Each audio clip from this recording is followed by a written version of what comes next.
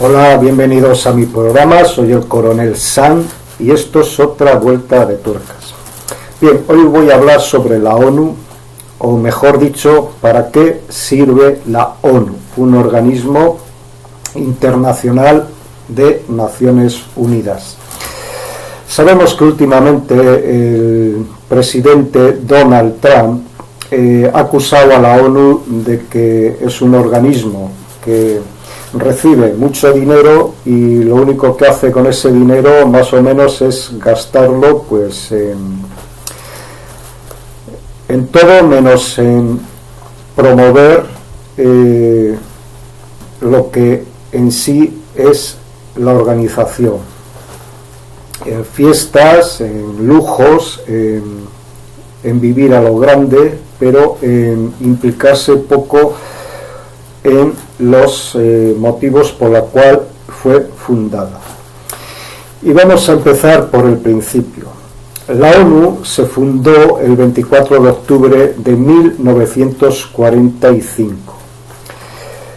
En esta fundación se añadieron 151 países, pero solo 5 de ellos tienen derecho a veto, que son los que están en el Consejo de Seguridad Permanente. Y estos 5 son los vencedores, digámoslo así, de la Segunda Guerra Mundial: Estados Unidos, Gran Bretaña, Francia, Rusia, o la antigua Unión Soviética, y China, la China comunista y ahora la China actual. Bien, esos son los 5 únicos países que tienen derecho a veto. Y si estos 5 países, uno de ellos, por ejemplo, hay una historia que no les interesa o que no le conviene, la vetan. Y con un veto solo, esta resolución no se lleva a cabo. Hay un conflicto o hay un tema, pues como el de cambio climático, que Trump dice que no, pues veta. Un conflicto en un país, alguien dice que no, pues lo veta.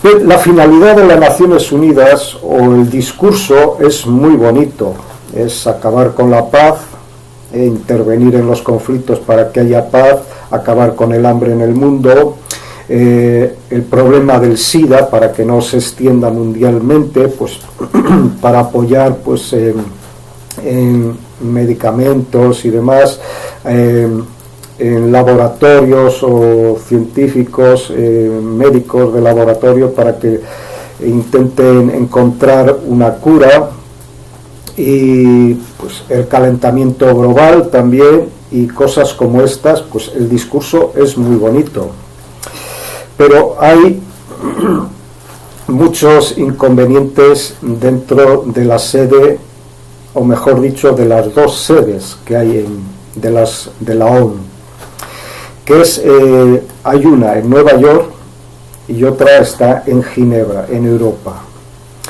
Bien, el problema está, por ejemplo, después de fundarse, en 1945, poco después empezó la Guerra Fría. Bien, entonces, dentro de la ONU hay delegaciones de distintos países. Entonces, bien, en aquella época, la Guerra Fría, pues estaba Rusia y los aliados de Rusia, por ejemplo, podía ser China, estaba Gran Bretaña, Estados Unidos y otros aliados, unos en un bloque y otros en el otro bloque, en la Guerra Fría. Pero dentro de la ONU había delegaciones. Entonces, bien, el problema empieza de que se crea una atmósfera de espionaje. ¿Por qué? Porque no se puede ni compartir la documentación o la información abiertamente. Se supone que son la ONU, las Naciones Unidas, que tienen que colaborar, pero como se crea una atmósfera de Guerra Fría, pues lo que se crea es una trama de espionaje, intentando unos a otros espiar sus documentos, recopilar datos, los rusos de los americanos, los británicos de los rusos, los chinos y así sucesivamente. Entonces esto empieza a cojear desde el principio. Bien, En el Consejo General Permanente hay 5 países, pero resulta que, por ejemplo, Japón es el mayor contribuyente, o sea, el que más dinero da a la ONU y a las, digamos así, asociaciones que tiene la ONU, es el que más contribuye, pero después de tantos años de acabada la Segunda Guerra Mundial, pues no tiene derecho a estar en el Consejo Mundial Permanente de la ONU, y al igual que otros países, como puede ser Alemania, o como puede ser, no sé, India, o como... No tienen, solo hay 5 y son inamovibles, y ellos son más o menos los que llevan la batuta. Bien, la ONU, las Naciones Unidas, se fundó principalmente a raíz de que acabó la Segunda Guerra Mundial, y empezó o se fundió por más o menos para evitar que los europeos nos matáramos entre nosotros. Sabemos ya los conflictos que ha habido en Europa, y más los últimos que hubo, Primera y Segunda Guerra Mundial, aunque ha habido otro conflicto más pequeño que luego voy a ir ahí. Pero básicamente cuando en Europa estalla una guerra, un conflicto, el problema es que salpica a todos.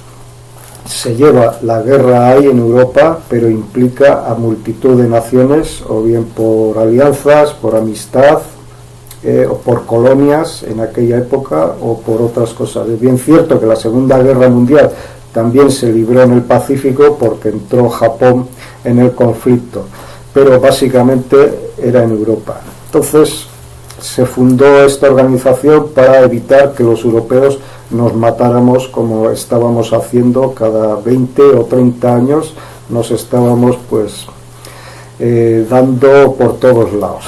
Bien,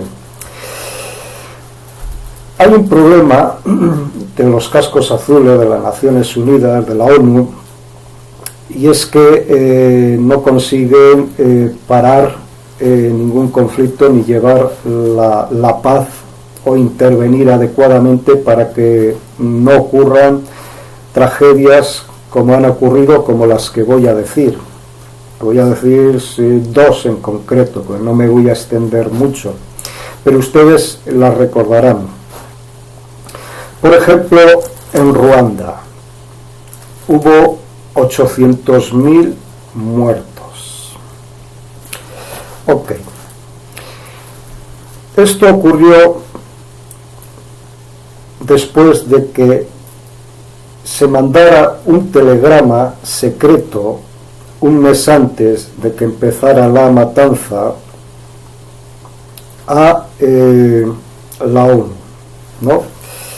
Diciendo que las tribus hutus se estaban armando y que si no hacía algo las Naciones Unidas, si no intervenía, si no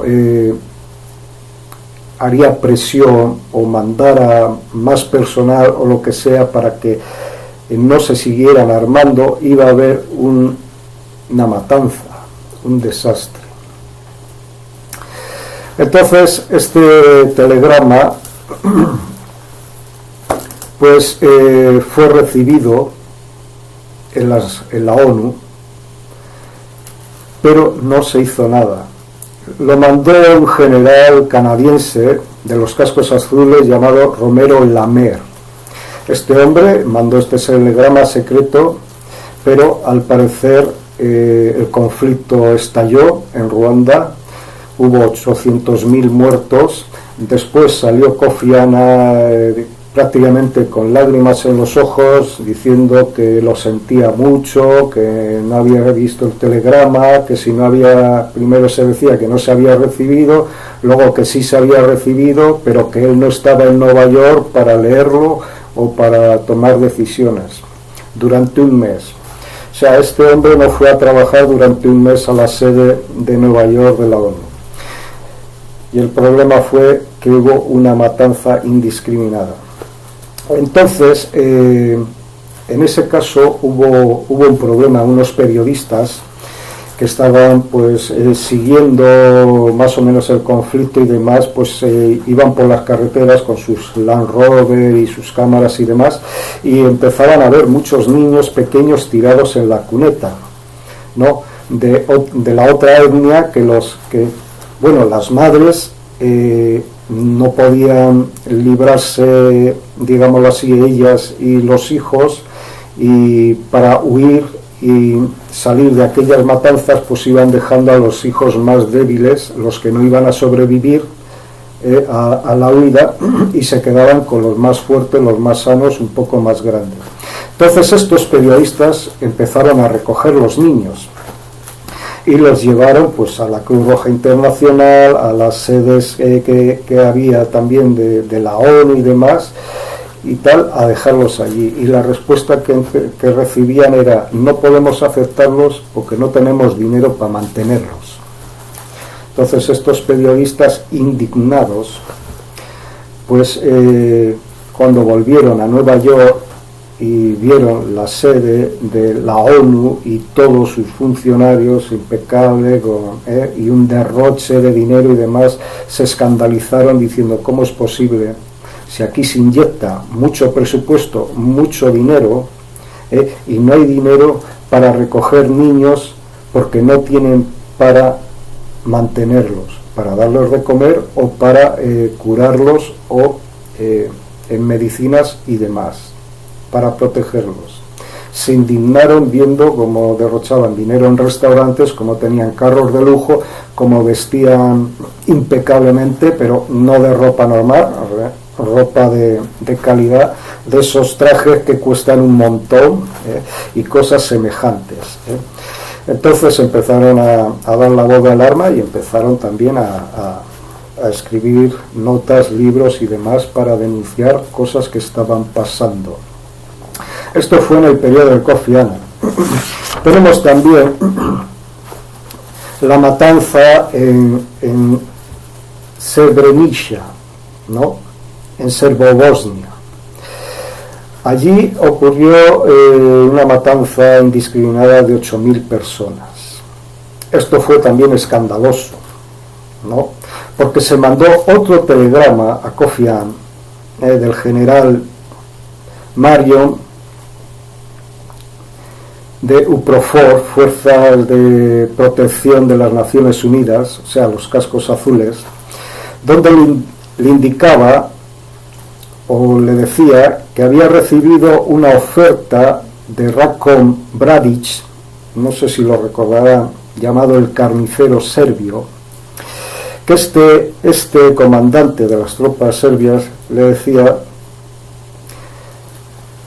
a condición de no secuestrar a cascos azules, le tenía que dejar entrar, o le tenían que autorizar a entrar en Srebrenica, que era el campamento, bueno, era una ciudad y mar que estaba protegida por las fuerzas holandesas de los cascos azules, y que si no le dejaba entrar en ese enclave, pues iba a secuestrar a cascos azules. Hay imágenes de que ya lo habían hecho. Hay filmaciones de aquella época donde había cascos azules atados a los puentes y demás como secuestrados. Y le dijo que con la condición de no hacer daño a la población civil, le tenían que permitir o autorizar entrar, y bajo él se responsabilizaba el carnicero ante los cascos azules holandeses que estaban protegiendo ese enclave. ¿Qué pasó? Pues bien, el secretario general de la ONU les autorizó, y todos sabemos lo que pasó al final: una matanza. Exterminaron y mataron a 8.000 personas y luego las echaron a fosas comunes y demás. Bien, por no decir que también se acuerdan de la guerra de los 6 días entre Egipto, Siria y demás, 3 países que atacaron a Israel.